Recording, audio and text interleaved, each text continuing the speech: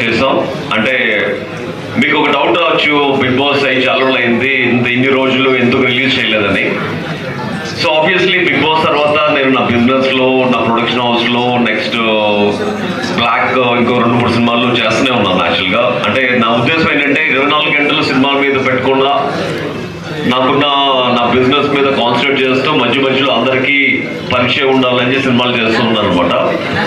So ఇప్పుడు వస్తున్నాయి right cinema డెఫినెట్గా మీకు అందరికీ నచ్చి ఒక పెద్ద సక్సెస్ సాధించాలని కోరుకుంటున్నాను.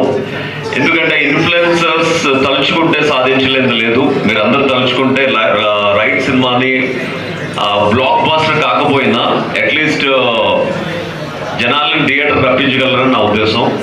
సో డెఫినెట్గా సినిమా బాగుంటే అది మౌత్ స్ప్రెడ్ ద్వారా అదే హిట్ అవుతుంది. సో ఇప్పుడు మీరు చాలా సినిమాలు చూస్తూనే ఉన్నారు యాక్చువల్లీ.